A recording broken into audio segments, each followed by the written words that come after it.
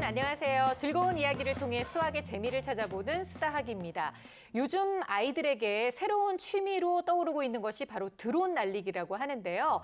아이들의 취미 생활을 얘기하기 이전에 제 옆에 지난주에 뵀던 그 주승열 선생님께서 또 자리를 하셨네요. 선생님 네. 반갑습니다. 네, 안녕하세요. 덕소고등학교 수학교사 주승열입니다.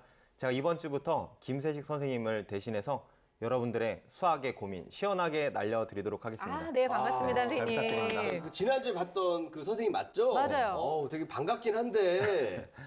별로 안 반가운 게 너무 티가 나는 것 같아요. 되게 반가워하고 있습니다. 반갑긴 한데. 김세 선생님은 어디 가셨는지, 나 이번 주에 커피 사준다 그랬는데 갑자기 안 나타나셔가지고. 그러셨구나. 네. 아니, 제가 그렇잖아도 말씀을 드리려고 했는데요. 학생들이 선생님을 너무 보고 싶다. 이런 그 불만사항이 많아져서 학교 생활에 집중하기 위해서 학교로 다시 이제 돌아가셨습니다. 그래서 그 자리를 우리 주승열 선생님께서 대신해 주실 텐데 앞으로 저희 많이 좀 기대하고 있겠습니다, 선생님. 네, 아이들이 수학을 좀 더 재미있게 공부할 수 있도록 저도 최선을 다하도록 하겠습니다. 잘 부탁드립니다. 네. 저희가 취미 활동에 대해서 이야기하고 있었는데 날이 따뜻해져서 그런지 공원에 나가보니까 수십 대의 드론이 날아다니더라고요. 맞아요. 부모님들께서 학생들에게 드론을 사주실 때 그냥 사주시지만 말고 제 생각에는 그 안에 숨어있는 수학적 원리라든지 아니면 부품을 수리하면서 과학적인 원리들을 이제 찾아보는 것도 좋다라고 생각을 하고요. 네. 방과후 학교에서도 드론에 관련된 수업이나 특강들이 진행되니까 학생들이 드론을 전문적으로 배울 수 있도록 도움을 주시는 것도 좋다라고 생각합니다. 네. 네.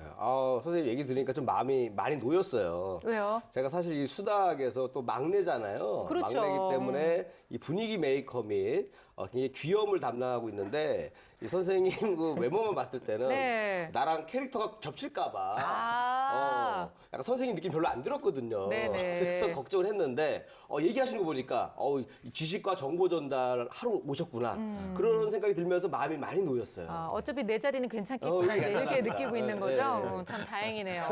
근데 선생님 사실 드론 같은 것을 많이 즐기는 아이들 같은 경우에는 야외 활동을 좋아하는 아이들이거든요. 근데 요즘 애들은 야외 활동을 싫어하는 아이들도 있어요. 집안에만 있는 거 좋아하는 아이들 같은 경우에는 수학적 사고력을 키울 수 있는 취미 활동 중에 어떤 걸 좀 추천해 줄 수 있을까요? 몇 가지 있는데 그중에서 이제 바둑을 좀 제가 예를 드리겠고요. 바둑. 저도 어릴 때 아버지한테 바둑을 배운 다음에 굉장히 뭐 도움이 많이 됐던 것 같은데 바둑이 그 지능 개발에도 도움이 되고요. 그다음에 정서 개발에도 도움이 되죠. 네. 그러니까 생각을 많이 하니까 당연히 지능 개발에 도움이 될 뿐만 아니라 이게 참을성이 필요하거든요. 그게 정석에도 도움이 되는데 바둑을 하다 보면 연산은 자연스럽게 해야 되겠죠. 서로 집을 쉬어야 되니까. 그렇죠. 두 번째는 상대방이 몇 수 앞을 내다보고 나도 몇 수 앞을 내다봐야 되기 때문에 그 수학적 사고력이 또 생길 수가 있고요. 이런 바둑은 또 규칙에 의해서 움직이기 때문에 졌을 때 승복도 해야 되고 사회성도 같이 클 수 있고요. 온 가족이 같이 즐겼지만 끝나고 나면 수학적 사고력까지 클 수 있는 그런 기회도 실내에서 할 수 있습니다. 이게 수학적 사고력만 왔다 갔다 해야지 돈도 왔다 갔다 하면 안 되는 거죠? 그건 안 되는 거죠. 그리고 또 봄이 되니까 이렇게 봄이 되면 이렇게 씨앗을 심잖아요. 네. 그래서 씨앗 같은 거 심어서 상추 같은 건 굉장히 잘 자라거든요. 그래서 씨앗이 몇 개가 돋아나는지 얼만큼 자라는지 그런 것들을 측정해서 그래프로 만드는 네. 활동도 함께 해봐도 좋고요. 또 이렇게 봄바람 선선하니까 마당이나 뭐 동산 같은 데 가서 수학 동화를 함께 읽고 토론을 한다던가 또는 우리 일상생활 속에서 발견한 궁금증의 원리가 무엇인지 수학 원리를 탐구해서 찾아서 뭐 보고서 형식으로 같이 만드는 활동도 좋을 것 같아요. 그리고 이제 교육과정에 시기별로 배우는 내용들이 있으니까 뭐 예를 들어서 도형 단원을 지금 배우고 있다. 그러면 일상생활 속에서 도형을 찾아보고 뭐 블록 쌓기라든가 보드게임이라든가 하면서 이렇게 자연스럽게 익히다 보면 학습 능력도 올라가고 네. 흥미도 생기고 좋을 것 같아요. 네, 일단은 우리 아이가 어느 분야에 관심이 많고 또 흥미를 가지고 있는지 부모님들께서 자세히 좀 지켜봐 주시는 노력이 필요할 것 같습니다. 오늘은요, 초등학교 6학년 남자 학생인데요. 특별히 도형을 많이 힘들어한다는 고민을 들고 왔습니다. 과연 어떤 고민인지, 지금 현재 어떤 상황인지 오늘의 사연 함께 만나보도록 할게요.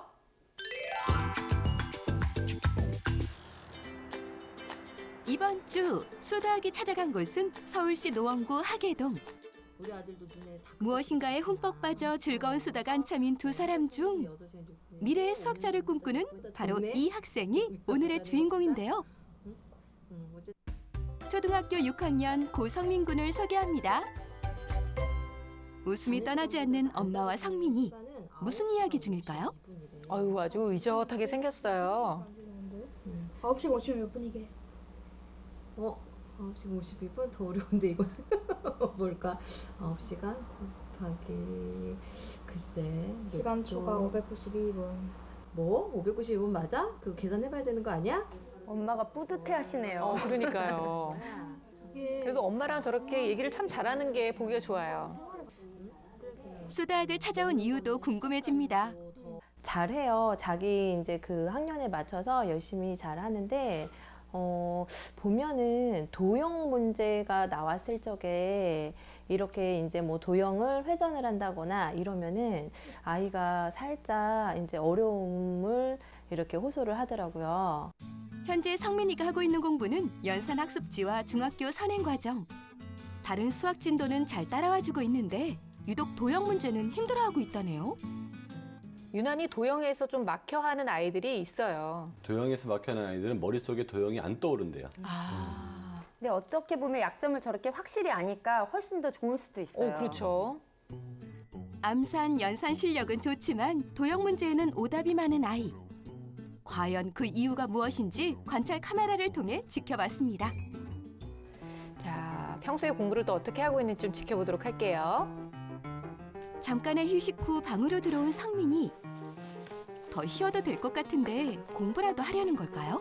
성민아. 네? 가방 정리는 왜 이렇게 해? 학원 가기 전에 숙제를 다 안 해놓으면 왠지 마음이 불편하고 그래서 숙제를 다 끝내려고요. 저건 어른들이 주로 그것도 완벽하게 하려는 엄마들이 어른들한테서나 제일 나올 수 좋아하는 있는. 규범형입니다. 저거 연습한 거 아닌가요? 저 대답. 이게 철이 빨리 들은 것 같아요. 아니, 숙제를 안 해서 5학년인데. 마음이 불편한 게 아이인가요? 예? 어른들도 그냥 안 하고도 잘 넘어갈 텐데. 미루기란 없다. 둘째라면 서러운 성실함은 공부 시작 전 시간관리장을 작성하며 더욱 빛을 발하는데요. 오늘은 또 어떤 하루를 계획했을까요? 모범생 성민이의 시간관리장을 들여다봤습니다. 계획표 안에는 오늘 제가 쓴 내용인데 일단 처음에는 아까 말했듯이 10분 학교 자습 시간에 읽은 책 제목을 쓰고요. 그 다음에 제가 오늘 집에 와서 풀 학습지 그리고 영어학원 숙제 그 다음에 학교에서 내준 숙제 등을 여기다가 표시해서 해요. 처음에는 되게 귀찮았는데 갈수록 점점 편해지고 익숙해지는 것 같아요. 근데 시간관리장을 지금 쓰고 있는데 초등학생들이 저 시간관리장을 저렇게 쓰고 실천하는 게 참 쉬운 일이 아니잖아요. 시간관리장은 사실 정해진 해답이나 규칙은 없어요. 네. 근데 본인이 저렇게 즐겁게 하고 적극적으로 하는 거 보니까 잘하고 있는 것 같습니다. 그렇죠. 초등학교 수준에 상당히 훌륭한 수준을 유지하고 있는 것 같고요. 시간 관리에서 운동, 그다음에 건강, 그다음에 여러 가지 습관, 네. 여러 가지 약속들을 같이 적으면 좋겠다는 생각이 듭니다. 네. 계획은 완벽. 이제 공부만 완벽하게 끝내면 되는데 성민이 앞에 펼쳐진 도형 문제. 어쩐지 호락호락한 시간이 될 것 같진 않습니다. 도형 문제로 힘들어하기도 여러 번. 혹시 도움이 될까 도형 관련 교구 수업도 받았지만 별다른 성과가 없어 현재는 그만둔 상태. 이제 채점을 하는데요. 15문제 중 오답은 단 3문제. 하지만 평소 다 맞는 다른 단원에 비하면 저조하기만 합니다. 성민이는 도형의 어떤 부분에서 어려움을 느끼고 있을까요? 그 본인이 또 도형에서 어려움을 겪는다고 하니까 저렇게 도형 문제만 또 뽑아서 문제를 풀어보고 있어요. 도형을 입체적으로 머릿속에서 생각해내려면은 도형을 머릿속에서 구현해내면서 접어야 되는데 그게 아직 익숙지가 않고 저한테 너무 힘들어요. 오히려 보통 피하잖아요. 그렇죠. 하기 오히려, 싫어하고. 또 정면으로 더 계속 풀겠다는 의지는 있어요, 확실히. 네. 자세도 바르고 아우 저 열정 그렇죠. 바람직하네요. 우리 이리 씨보다 낫네요. 채점을 마친 성민이가 꺼내든 것은 오답 노트. 문제집을 풀고 난 후 틀린 문제는 지금처럼 꼭 한 번이고 두 번이고 이해가 될 때까지 정리하며 복습하는데요. 역시 도형을 어려워하는 만큼 도형 문제로 꽉 채워져 있습니다. 이 정도면 하기 싫은 마음이 들 법도 한데 참 대견하죠? 또 너무 기특한 게 틀린 문제들을 저렇게 오답 노트로 정리를 하고 있어요. 그런데 틀린 노트 적을 때 네. 틀린 걸 전부 적지 말고요. 한번 풀어보고 정말 모르는 것만 적어야지. 안 그러면 틀린 게 너무 많아서 나중에 그 감당할 수 없을 수가 있어요. 그렇죠. 근데 오답노트는 현재 효과는 없는 것 같아요. 도형이 어렵다고 했는데 도형은 사실은 경험과 체험을 많이 해야 되거든요. 네. 도형 공부가 마무리되고 한숨 돌린 성민이의 다음 공부는 중학교 수학. 현재 일주일에 2번 학원을 다니며 중1 과정을 선행하고 있다는데요. 1년 반이나 빠른 수학 진도 어렵지는 않을까요? 물론 어려워요. 왜냐면은 한 번도 배우지 않은 거를 지금 새롭게 도전하는 거니까. 단어 쪽에서 어려운 건 없는데 도형을 구현해가지고 어떤 걸 계산한다거나 아니면 그런 공식들을 외우는 게 어려워요. 이 선행 학습을 아이가 이렇게 따라가면은 그거를 꾸준하게 계속해서 진도를 빼가면서 시켜야 하는 건지 아니면 어느 정도까지 선행을 빼줘야 되는 건지 이런 것들이 좀 궁금해요. 지난 6월 학원에서 받은 레벨 테스트에서 좋은 성적을 거둔 후 중학교 선행을 시작했는데요. 10개월이 지난 지금 중학교 1학년 수학의 막바지를 향해 달려가고 있는 시점. 수다학에서 가만히 있을 수 없겠죠? 그래서 준비했습니다. 수다학고사 성민이의 실력을 검증하라. 자, 결과도 좀 잘 나왔으면 좋겠는데요. 중학교 1학년 1학기와 2학기의 기본 문제로 출제된 수다학고사. 성민이가 중학교 과정을 잘 따라오고 있는지 초등 과정 중 부족한 부분이 있는 건 아닌지 알아보기 위함인데요. 예상외로 비교적 많이 틀린 중1 수다학고사. 문제가 어려웠던 걸까요? 1학기 때 배운 거 2학기 때 배운 게 같이 나왔는데 1학기 거도 원래 미숙한 상태로 2학기 거를 배워가지고 이렇게 잘 기억이 나지 않았고 그리고 또 도형에 관한 거는 더 어려워가지고 더 못 푼 것 같아요. 본인이 정확하게 진단을 했네요. 그러니까요. 수학자가 되고 싶은 만큼 수학을 좋아하지만 도형이 어려워도 너무 어렵다는 성민이. 성민이가 도형의 한계를 극복하고 수학과 더욱 가까워질 수 있도록 수다 도와주세요. 네, 초등학교 6학년 성민이를 만나봤는데요. 저는 공부 잘하고 똑똑한 아이보다 딱 요런 아이가 좋아요. 물론 요런 아이들이 공부도 잘하고 똑똑하기도 하지만 네. 진짜 차분하죠. 알아서 뭐든지 척척 잘하려고 하죠. 그리고 일단 자세가 좋잖아요. 아마 모든 어머님들이 그냥 내 아들 삼고 싶다라는 생각이 저절로 들으실 것 같은데 근데 유난히 도형에서만 지금 어려움을 겪고 있거든요. 근데 참 도형 부분에서 막힌다고 얘기하는 학생들을 우리가 좀 자주 만날 수 있긴 하는 것 같아요, 선생님. 그렇죠. 도형은 연산처럼 머리로만 하는 게 아니라 실질적으로 많이 조작을 해본 그런 경험들, 눈으로 보고 경험한 것들이 이렇게 입체화돼서 떠오르거든요. 그래서 지금 이 친구 같은 경우는 이제 조립이라던가 조각놀이라던가 아니면 실제로 바깥에 나가서 그런 네. 활동들을 많이 해봤는지가 궁금해요. 만약에 이제 부족하다면 어머니께서 일단 많이 데리고 나가셔야 됩니다. 그러니까 상설로 하는 체험전도 많고 네. 특별 행사도 많고 이렇게 접할 수 있는 것들이 많거든요. 그래서 많은 놀이를 하고 또 이제 도형 같은 것을 그려보고 손으로 만들어보고 몸으로 이렇게 도형 모양도 만들어보는 놀이를 하면서 다양하게 접하는 게 좋을 것 같아요. 근데 다행인 거는 이 친구가 자신에 대해 정확하게 진단을 하고 그렇죠. 알고 있어요. 네. 약점도 잘 알고 있고 그리고 학습 습관이 바른 자세로 앉아서 쓰잖아요. 너무 아름다웠거든요. 그래서 습관도 잘 잡혀 있고 집중력도 높기 때문에 네. 이렇게 학습 방법만 잘 찾아서 개선을 한다면 아주 훌륭한 높은 성과가 있을 것 같습니다. 성민이가 굉장히 의젓해요. 근데 의젓해요. 얼핏 말하는 거나 행동만 보면은 거의 뭐 고3 학생들하고 별 차이가 없을 정도로. 아니 진짜 그렇게 보여요. 그렇죠, 선생님. 포스가 있는데 또 특히 또 엄마랑 대할 때 보면은 시간 초과 592분 이런 거 한번 보는 거 네. 보면 암산 능력이 탁월합니다.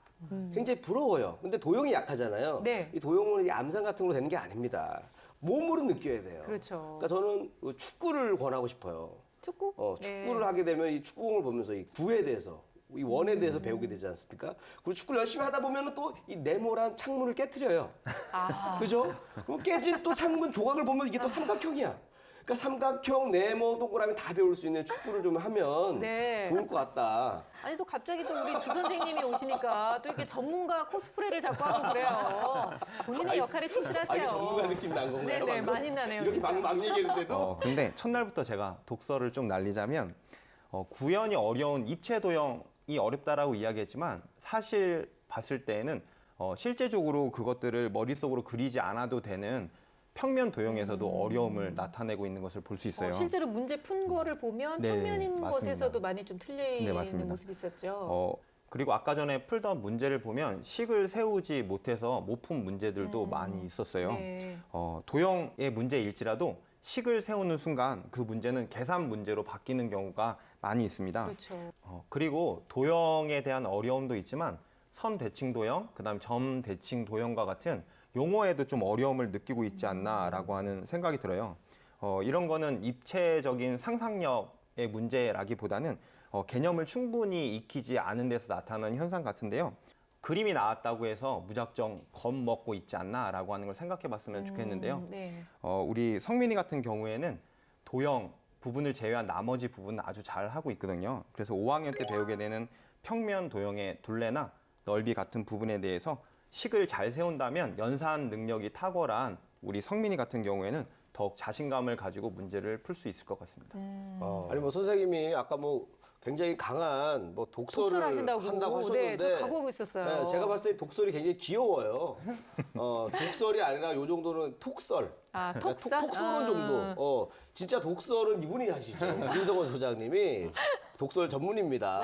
소장님의 이 독설인 정갈독이라면 선생님은 그냥 귀여운 꿀벌이 톡 쏘는 정도. 그래서 아주 뭐 준비하는데 굉장히 많이 하신 것 같아가지고 첫 분석인데 굉장히 믿음이 갑니다. 아, 그렇죠. 예. 아니, 그리고 일단은 뭐 연산력이 굉장히 탄탄하게 쌓여져 있으니까 이 도형의 산만 잘 넘으면 되겠다라고 이제 얘기를 해주셨는데요. 후행이 좀 필요하다고 하셨으니까 검사 결과를 보면서 좀 더 자세하게 우리 성민이에 대해서 분석을 해봤으면 좋겠어요, 선생님. 예. 전체적인 인지 능력이 아주 높아요. 약 네. 0.1% 정도 되는데요. 오. 그래서 전체적인 그 균형 상태도 매우 좋은 편이고요. 네. 특히 강점은 이게 공통 그림 찾기라고 해서 추론 능력이 굉장히 좋고요. 그런데 희한하게 딱 하나만 안 좋은 게 있었어요.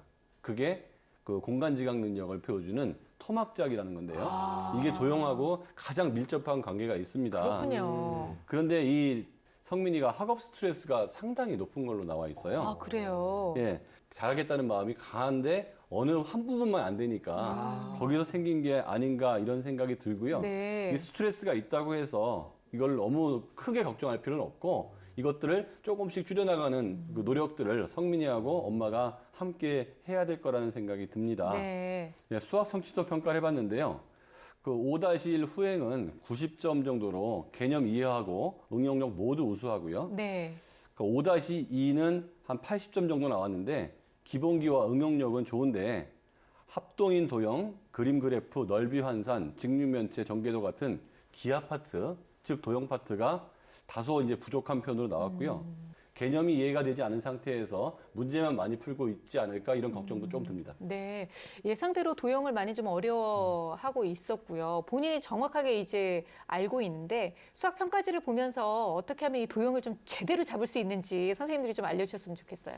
평가지를 봤더니 역시나 도형 문제만 전문적으로 틀렸어요. 아주 발목을 잡는군요. 네. 후행에 보면 15번 문제가 틀렸는데 이게 도형의 직육면체 전개도 관련 문제거든요. 이게 봤더니 선의 길이도 잘 찾지를 못했고 그러니까 모서리의 개수도 찾지를 못했어요. 근데 이 문제가 이 아이의 수준에 비하면 과히 어려운 문제가 아니거든요. 네. 그래서 맞출 수 있는 문제인데 틀린 것으로 보아서 그러니까 전개도를 보고 입체화시키지를 못하는 거예요. 그래서 전개도를 이용해서 풀었다 조립했다 하는 연습을 좀 많이 하면 좋을 것 같아요. 네. 그리고 현행을 봤더니 20번 문제를 틀렸는데 이것도 도형 관련된 문제인데 어려웠나 봐요. 별표를 하고 이제 응용 문제인데 어렵다고 표시를 했는데 식을 제대로 풀어나가지를 못했어요. 그러니까 이런 식으로 어렵다면, 그러니까 도형은 이렇게 단계가 있거든요. 처음에는 이렇게 주변에서 찾아야 돼요. 그러니까 직육면체든 구든 원기둥이든 일상생활 속에서 많은 걸 접해보고 이렇게 공통점을 찾아본 다음에 그 다음에 전개도로 조립을 해보고 만들어 본 다음에 쌓아보고 옆에서도 보고 그쵸. 뒤집어보고 네. 돌려보고 이렇게 바꿔보고 이런 활동을 한 다음에 그 다음에 얘네들의 모서리 찾고 각도 찾고 넓이 둘레 이런 식으로 단계적으로 하면 좋거든요. 그래서 이런 과도한 연습 후에 과도한 연습, 네. 익히게 되면 도형이 점점 입체화돼서 어떤 도형 어떻게 반쪽으로 잘린 모양 하면은 바로 떠오르게 되거든요. 그래서 그런 연습을 많이 하는 게 필요합니다. 네, 주승열 선생님도 우리 도형 부분 개념부터 좀 잘 잡을 수 있는 방법이 있으면 알려주세요. 네, 성민이 같은 경우에는 이제 그림이 나왔을 때 그림에 수치를 아주 많이 최대한 많이 적어 놓는 거예요. 그렇게 네. 되면 이것은 도형 문제가 아닌 이제 수의 계산에 그렇죠. 대한 문제가 네. 될 수 있다라고 하는 거죠. 그렇게 되면 수에 강한 성민이는 도형의 문제도 탁월하게 풀 수 있을 거다라고 생각을 하고요. 아까 전에 관찰 카메라를 통해서 제가 느꼈던 거는 어머니와의 어떤 그런 호흡이 아주 좋았다라고 하는 그래요. 것을 제가 볼 수 있었어요. 그래서 도형에 대한 개념도 문답식으로 진행되면 좋겠다라고 하는 생각을 하게 됐습니다. 대칭의 개념이 뭐지? 이거는 선대칭 도형인가? 왜 선대칭 도형이지?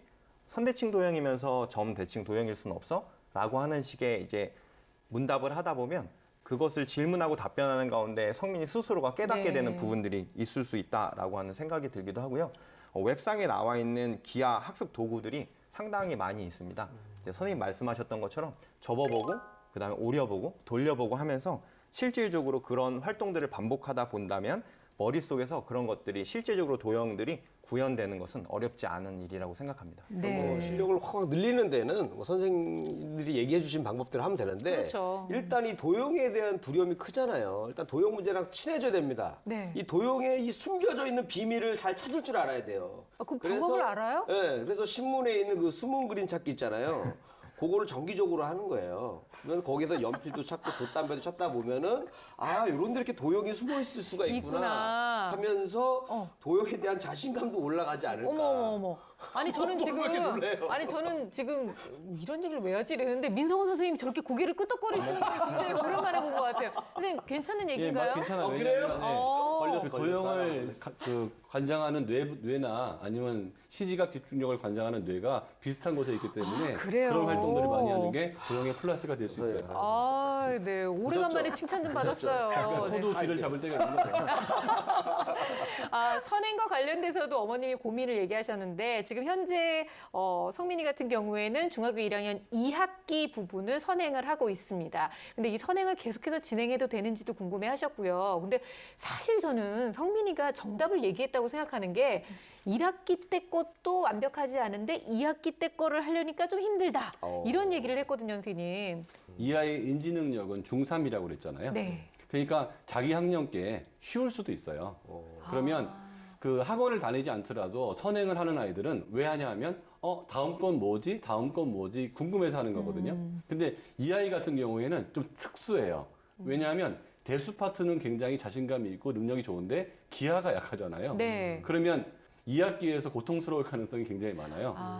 아무래도 기하가 2학기에 많이 있기 그렇죠. 때문에. 그러면 1학기, 2학기를 전부 완벽하게 하는 것보다는 자기가 궁금해하는 쪽은 계속 파고들면 되죠. 내가 1학년 1학기 거 봤으면 그다음 요거 연결되는 2학년 1학기에 뭐가 있지? 요거 연결되는 3학년 1학기 뭐가 있지? 네. 이렇게 가면 그 개념이 내 거가 되면서 호기심이 충족되는데 오히려 도형 쪽은 앞에 학년 거를 가면 지금 것도 힘든데 더 새로운 개념들이 많이 나오기 때문에 힘들어서 네. 이 아이는 그 도형 쪽은 현행을 문제를 아주 많이 여러 번 풀어서 내 거를 만드는 과정을 가졌으면 좋겠고 자기가 자신 있는 쪽은 호기심을 충족하는 의미에서 개념적으로 선행하는 네네. 거는 괜찮을 것 같아요. 이게 무조건 뭐 순서대로 1학기, 2학기, 2학기를 완벽하게 다 떼고 가야 되는 건 아니니까요. 네, 꼭 기억해 뒀으면 좋겠네요. 네, 제 생각에도 초등학교 교과 과정 지금 배우는 것들을 전부 다 이해하고 있지는 않다라고 하는 좀 판단이 듭니다. 그래서 선행을 과도하게 나가는 것보다는 제 생각에는 사고력을 키울 수 있는 사고력 문제들이 많이 있어요. 능력이 있는 친구이기 때문에 수학에 대한 좀 더 큰 흥미를 느낄 수 있지 않을까라고 하는 생각이 들기도 하고요. 네. 그다음에 수학을 잘 하는 아이니까는 난이도 있는 문제를 풀다 보면 오히려 수학에 대한 흥미를 갖게 되지 않을까라는 생각이 듭니다. 그런데 도형 같은 경우에는 5학년 이제 후행과 함께 6학년에 나와 있는 부분이 아직 되어 있지 않다라고 이야기를 했으니까 각 기둥, 각뿔, 원기둥, 원뿔, 구와 같이 아직까지 능숙하지 않은 입체 도형의 넓이와 건널비 같은 것들에 대해서 이해하고 활용하는 문제를 푼 후에 중학교에 대해서 선행을 하는 것이 옳다라는 생각이 듭니다. 네. 저는 아까 민성원 선생님께서 검사 결과에도 학업 스트레스가 좀 과하게 높은 걸로 나왔다고 얘기를 하셨잖아요. 근데 초등학교 6학년인데 적당한 게 아니라 과한 스트레스를 느낀다면 좀 문제가 되는 게 아닌가 좀 걱정이 되거든요, 선생님. 이제 학업 스트레스는 보통 지면 안 된다는 경쟁 동기에서 나오는 경우가 많고요. 또 하나는 이제 자존감이 무너졌을 때 나오는 경우가 많이 있거든요. 네. 그러니까 자아 이미지 같은 거죠. 내가 굉장히 똑똑한 줄 알고 능력이 있어 보이는데 안 되는 게 있는 뭔가 거예요. 안 되는 게 너무 스트레스가 그러면 되는 거군요. 잘 되고 있는 대부분의 걸 보는 게 아니고 난 이게 왜 안 될까? 이거 고민을 많이 하는 건데 그 추론해 보면 성민이 같은 경우에는 전반적으로 능력이 아주 좋고 그러니까 착실하잖아요. 근데 왜 도형만 내가 안 될까? 네. 여기서 생길 수도 있는 거고요. 물론 스트레스의 원인은 그거 하나로 딱 규정 짓기는 쉽지 않습니다만 그때 이제 어머니가 조심하셔야 될 점은 안 되는 거에 너무 집중을 해서 잘 되게 하려고 너무 노심초사하다 보면 스트레스가 더 커질 수 있어요. 네. 그래서 충분한 시간을 갖고 해결해야 되고 스트레스라는 건 늘 누구한테나 있을 수 있는 거기 때문에 없애겠다는 생각보다는 그냥 관리하는 차원에서 그렇죠. 스트레스가 있지만 그거를 조금 덜 내가 느끼는 차원으로 가야지 네. 이걸 완벽하게 없애려고 그러면 더 위험할 수 있습니다. 그리고 또 모범생이다 보니까는 또 스트레스를 받아도 누구한테 얘기를 잘 안 하는 것 같아요. 그냥 혼자 그럴 꼭 수도 있을 참고 것 같아요. 담아두고 예. 있는 거죠. 딱하네요. 어떻게 아니 무슨 뭐 조언을 해줄 줄 알았는데 선생님 어떻게 하면 될까요? 예, 우선은 스트레스를 받는 요인이 수학에 있어서는 도형이잖아요. 네. 도형은 경험을 많이 해야 되기 때문에 어머니께서 이제 건축물 박람회나 전시회라든가 블록 체험관 같은 데를 많이 데리고 나가시는 게 좋고 그리고 지금처럼 즐겁게 대화를 나누시되 다양한 해결 방법에 대해서 공감을 하면서 찾는 게 좋아요. 이 방법이 좋다더라, 이거를 해가 아니라 네. 야, 우리 전개도를 만들어서 조립하면 그렇게 좋다더라. 만들어봐요. 엄마, 저는 이 방법이 아닌 것 같아요. 그래? 그럼 숨은 그림 찾기가 좋다더라. 찾아봐. 해볼까? 뭐 이런 식으로 예, 다양한 방법들을 같이 해보면서 이렇게 접목해보고 그걸 찾는 방법이 좋을 것 같습니다. 네. 숨은 그림 찾기 아이디어 누가 냈는지 참 좋은 것 같아요. 그러니까요. 오늘 두 아주 분이나 큰일 인정해 해냈어요, 주신 거죠, 지금? 진짜. 아, 성민이가 수학이나 또 공부에 아주 큰 어려움을 겪진 않는데 유독 도형이 어렵다고 해서 오늘 특별히 저희가 어떻게 하면 도형을 좀 더 쉽게 접근할 수 있는지에 대한 여러 가지 이야기를 함께 나눠봤는데요. 선생님들께서 말씀해 주신 여러 가지 솔루션 중에 절대로 놓치면 안 될 결정적 한방 들어보겠습니다.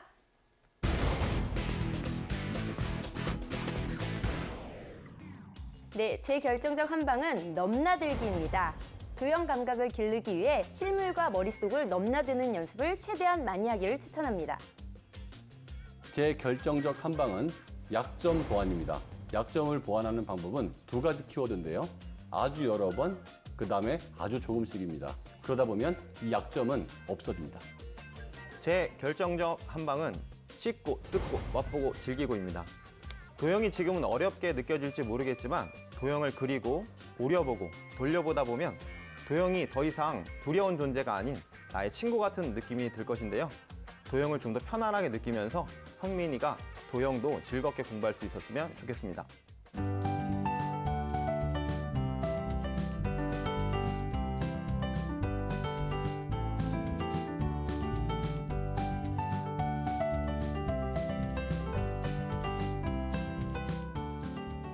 자, 이번에는 이리 씨의 결정적 한방 들어볼까요? 네, 제 결정적 한방은 바로 이겁니다. 가위 네, 가위입니다. 이걸로 도형에 대한 두려움을 잘라버려라. 잘라버리세요. 잘러 뭐 이런 의미도 뭐 있지만은 네. 이것보다는 네. 이 도형이 그 입체적으로 그려지지 않는다고 그랬잖아요. 그렇죠. 그 두려움을 없애기 위해서는 직접 해봐야 돼요. 그래서 그래요, 그건 이걸로 맞는 얘기예요. 뭐 택배 박스도 잘라보고 뭐 공도 잘라보고 그리고 돼지 조금도 좀 잘라가지고 거기 있는 돈으로 좀 맛있는 거 사 먹고 또 관찰도 좀 하고 그죠? 이러다 보면은 그 배를 막 채울 거 아닙니까? 음식으로 채우고 지식으로 채우다 보면은 이 도형에 대한 개념도 채울 수가 있다. 이런 심오한 의미가 있다. 아, 그래요. 좋네요. 아니, 정말, 도형은 아예 좀 뭐 초등학교 뭐 고학년뿐만 아니라 초등학교 저학년 때부터 일단 진짜 말씀하신 대로 오려보고 잘라보고 붙여보고 해봐야 쉽게 터득이 되는 게 바로 도형이 아닌가 싶습니다. 우리 성민이가 선생님들께서 말씀해 주신 여러 가지 이야기를 잘 접목해서 엄마랑 즐거운 도형 공부를 꼭 해보길 바라겠습니다.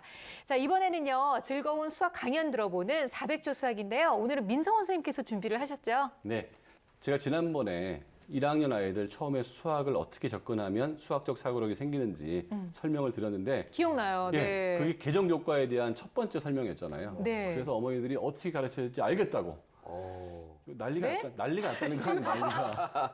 너무 열심히 듣고 있다 지금 깜짝 놀랐네요. 결국은 자랑으로 또. 예, 그래서 많은 분들이 요청이 와서 앞으로 쭉 그런 쪽으로 설명을 드리겠습니다. 네.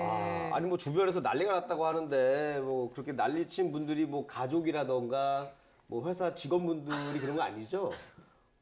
객관적인 분들이 난리치신 거죠? 자기 형수가 난리가 그래요? 근데 그 아까 그 네. 뭐 그 1학년들이요. 뭐 그 수 개념 정도만 알면 되는 거 아닙니까? 뭐 다른 더 배울 게 있나요? 사실 더하기 빼기 개념이 그 다음에 굉장히 중요해지는데요. 그렇죠. 사실 더하기 빼기 결과 내는 거야 뭐 어렵겠습니까? 근데 그게 약속이잖아요. 그 약속을 이해하면 수학이 쉬워지는데 오늘은 더하기 빼기 도대체 그 어떤 개념이고 어떤 약속이 있는지 네. 그리고 이것들을 배워서 어머니들이 자녀들한테 어떻게 가르쳐야 될지 좀 설명을 드릴게요. 경험해봐서 알잖아요. 초등학생들 아이 이제 딱 초등학교 들여보내고 나면 느낄 수 있어요. 더하기 빼기가 왜 이렇게 어려운 것인지. 아마 초등학생 자녀를 두신 어머님들께서는 오늘 더 귀를 쫑긋 세우고 들어주시면 많은 도움이 될 것 같습니다. 400초 수학 지금부터 함께 할게요.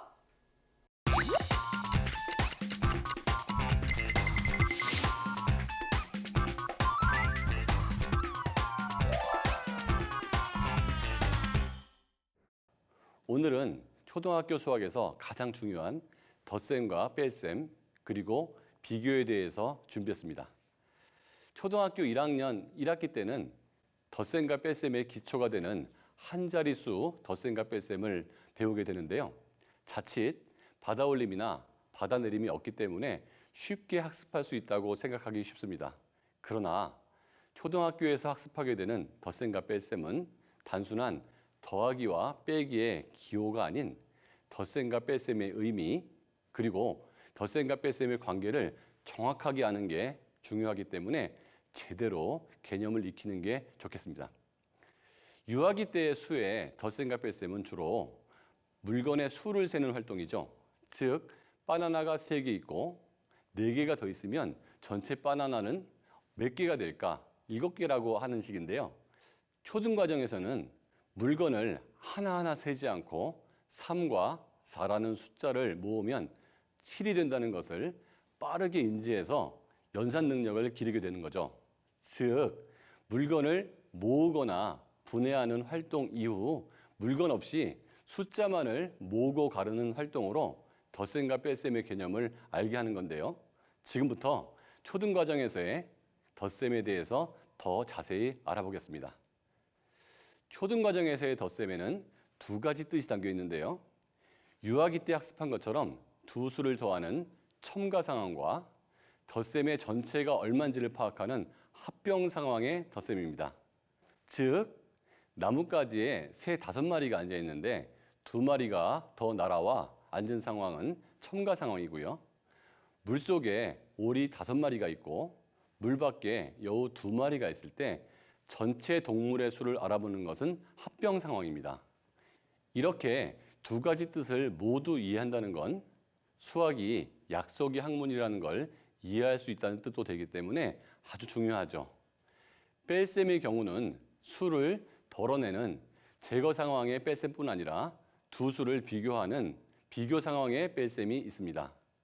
새 5마리가 있다가 2마리가 날아가는 것은 제거 상황의 뺄셈이고요. 야구방망이 5개, 야구공 2개가 있을 때 야구방망이는 야구공보다 몇 개 더 많은지를 알아보는 것이 비교 상황의 뺄셈입니다. 지도하실 때 가장 중요하게 생각해야 할 것은 더하기 빼기가 단순히 계산을 내서 답을 내는 게 아니라 여러 가지의 상황이 있다는 것을 말하며 그려가며 공부하도록 해 개념을 이해하도록 만드는 것이 중요한 겁니다. 이 과정은 향후 문장제 문제가 나올 경우 상황에 맞게 식을 세워서 문제를 풀 수 있게 하는 기초가 되기 때문에 더 중요하기도 하죠. 무작정 계산하고 답을 내기만 하면 문장제로 나오는 문제의식을 만드는데 어려움을 느낄 수 있기 때문입니다. 답을 내는 것보다 더 중요한 것이 연산의 의미를 알게 하는 것, 꼭 아이들과 충분한 시간을 가지고 그려가며 놀아보도록 하기를 권하겠습니다. 또한 어른들은 덧셈과 뺄셈식, 즉 2 더하기 3은 5, 5 빼기 2는 3과 같이 식을 보면 한눈에 어떤 관계가 있는지 알 수 있는데요. 어린아이들은 이 식만으로 두 관계를 이해하기 힘듭니다. 따라서 부모는 실제 물건을 가지고 더해보고 같은 수에서 빼보는 활동으로 관계를 알 수 있도록 지도하는 게 좋겠습니다. 그리고 충분히 이해했다면 식을 세운 후 그 식을 보면서 덧셈과 뺄셈의 관계를 인지할 수 있도록 해줘야 됩니다. 덧셈과 뺄셈의 관계는 문장제 문제는 물론 곱셈과 나눗셈의 관계를 학습하는 기초가 되기 때문에 반드시 활동을 통해 이해하고 식을 세워서 다시 한번 그 관계를 파악할 수 있도록 지도해야 된다는 것 기억하세요. 다음 단어는 비교하기인데요. 이 단어에서 학습하는 용어인 길다, 짧다, 무겁다, 가볍다, 넓다, 좁다, 많다, 적다 등을 보면서 이것도 수학인지 궁금해하는 학부모님들께서 많이 계실 겁니다. 그러나 초등학교 수학에서는 다양한 단위의 개념을 이해하고 단위를 측정하는 것뿐만 아니라 계산까지 학습하게 되죠. 따라서 이 단어는 길이, 무게, 넓이, 들이 등의 단위를 학습하기 전에 직관적으로 비교하는 방법을 익히는 아주 중요한 단원이라고 할 수 있겠습니다. 1학년 첫 단원에서는 수의 크기를 비교하는 방법을 학습했는데요. 그렇다면 이 단원에서의 비교는 수의 비교와 뭐가 다를까요?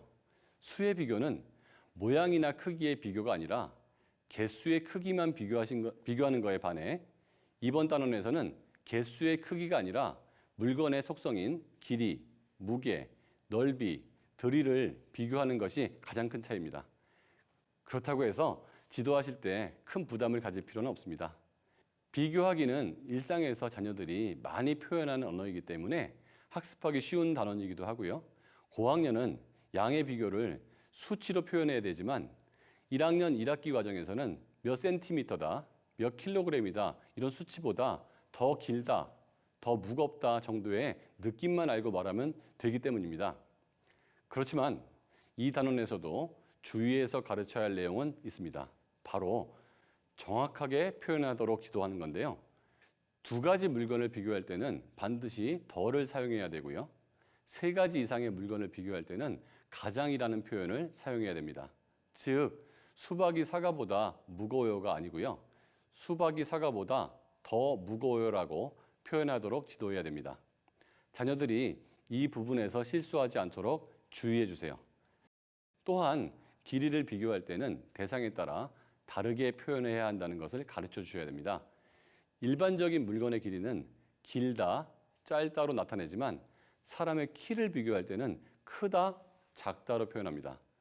두 자녀의 키를 대보고 내 키가 너의 키보다 길어 라고 표현한다면 바른 표현이 아니고요. 또한 건물이나 나무 등의 높이를 비교할 때에는 높다, 낮다로 나타내죠. 이 세 가지 모두 단위를 배울 때 길이로 나타내는 게 가능하지만 우리말은 이렇게 다르게 표현해야 한다는 걸 꼭 지도해 주시기 바랍니다. 이 지도가 왜 중요하냐면요. 향후 도형 공부의 기초가 되기 때문입니다. 직접 측정을 하지 않고 직관으로만 길고 짧고 크고 작음을 인지하는 것은 앞서 얘기한 것처럼 무게, 넓이, 들이 등의 단위를 수치로 나타내야 하는 고학년 시기에 도형을 쉽게 이해할 수 있는 기본이 됩니다. 이제 그릇에 물이 더 많이 들어가는지, 컵에 물이 더 많이 들어가는지, 엄마의 키가 큰지, 아빠의 키가 큰지 비교하면서 즐겁게 수학을 가르쳐 보세요.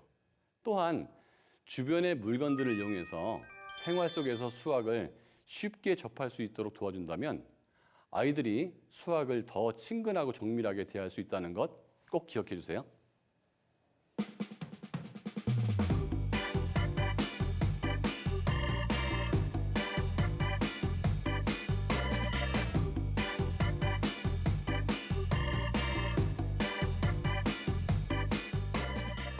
그러니까 제 말이 이 말이에요, 바로. 부모님들은 이미 덧셈 뺄셈의 문제를 다 알고 있기 때문에 이걸 그냥 기호로만 생각을 하잖아요. 근데 아이들한테는 이게 도대체 무슨 의미이고 무슨 개념인지 이걸 설명해야 되는데 이게 어려운 거예요. 저는 이해했어요. 이해 안 아니, 되세요? 어른이니까 이해를 한 거라니까요, 쉽게. 아니, 그러니까 아이들의 눈높이로 제가 설명을 해드리자면, 네. 그러니까 이제 오리가 이제 그 물 위에 몇 마리가 더 놀러 왔어. 네. 이런 거로 이제 첨가의 의미가 있는 거고, 그렇죠. 밖에 있는 오리들까지 땅에 있는 오리들까지 다 합친다. 네. 요거는 이제 합한다의 의미. 이렇게 해가지고 설명해주면 아이들이 이해를 잘 할 것 같은데 그러니까 어려워요? 아니 아이들은 이 힘들어요? 첨가라는 말 자체도 어렵다니까요. 선생님 사실 제가 이렇게 아이들을 키워보니까 이게 어렵다는 걸 알겠는데 이게 좀 더 정확한 설명이 좀 필요하긴 할 것 같아요. 엄마가 이걸 설명할 때는 뭐 첨가, 합병, 뭐 비교 이런 말을 할 필요는 없고요. 네. 그냥 상황을 정확하게 인식시키면 돼요. 그러니까 사과가 5개가 있었는데 너 하나 먹었고 엄마 하나 먹었고 아빠 하나 먹었으니까 몇 개가 남았냐? 3개 없어졌다. 이게 5 빼기 3이야. 그다음에 사과가 5개가 있는데 바나나가 3개가 있어. 이것도 5 빼기 3이야. 둘 차이 느끼겠어? 그럼 아이가 느끼잖아요. 요게 되게 중요한 거예요. 아이가 같은 빼기여도 요 상황과 요 상황은 다르다. 이게 익숙해지면 얘 수학적 사고력이 딱 들어온 거거든요. 그다음부터 문장지의 문제 보면 이게 5 빼기 3이라는 식을 만들 수가 있는 거예요. 초등학교 들어가면 어머니들이 우리 아이가 이제 초등학생이 됐으니까 네. 이제 그림은 너무 유아틱해서 숫자만 있는 문제집을 선호하시는 경우가 많아요. 근데 이제 초등학교 1학년 때는 그림과 숫자가 같이 있는 문제집을 선택하는 게 좋습니다. 그 그림이 담는 의미가 있거든요. 이렇게 구분을 해야 되거든요. 그래서 정말 수밖에 없는 문제집을 구입하셨다면 그려서라도 옆에서 그려서라도 네네. 보충을 해주시고 그게 훈련이 된 다음에 이제 수만 있는 연습장이라던가 숫자 카드를 이용해서 심화 학습을 하시는 게 좋습니다. 그런데 아까 그 뭐 비교 이야기도 좀 해주셨잖아요. 네. 근데 그 비교만큼 이렇게 서러운 게 없거든요, 사실은. 그렇지 않습니까? 그렇죠. 비교당하면. 저도 사실 그렇죠. 그 양세형 씨랑 저랑 네. 개그맨 동기다 보니까 주변에서 자꾸 비교를 합니다. 비교 많이 당했겠어요. 이리 너가 양세형보다 더 웃기다, 재밌다.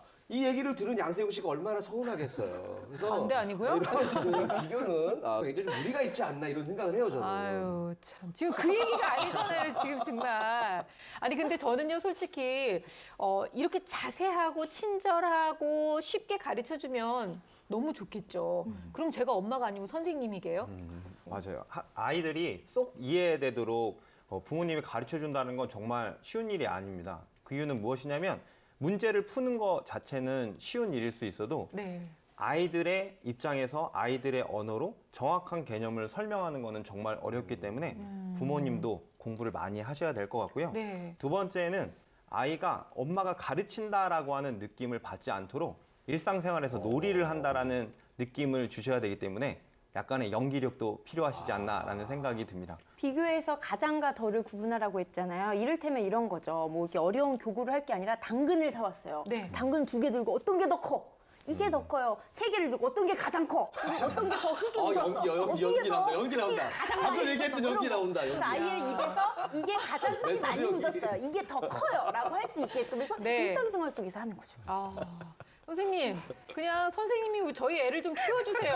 아이들이 그냥 머릿속에 쏙쏙 들어올 것 같은 생각이 드는데요. 이제 초등학교 선생님 하려면은 그 연기학원 다녀야 될 것 같아요. 아니 그러니까요. 그리고 이게 이 마음에서 우러나와서 저렇게 돼야지 이걸 일이라고 생각하면 안 되거든요. 그러니까 엄마들이 일단은 그냥 아이한테 수학은 문제다 이렇게 생각하시면 안 되고 수학 자체를 놀이로 즐기고 그렇게 해서 자연스럽게 이해로까지 이어지게끔 할 수 있는 노력이 필요할 것 같습니다. 모든 어머님들 정말 화이팅 하시기 바랍니다. 저희 수다하기 또 함께 응원해 드리도록 할게요.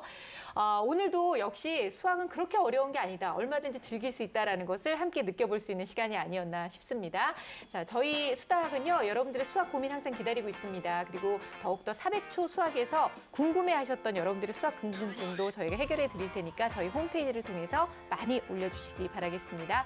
자, 오늘은 여기까지고요. 저희는 다음 시간에 다시 뵐게요. 고맙습니다.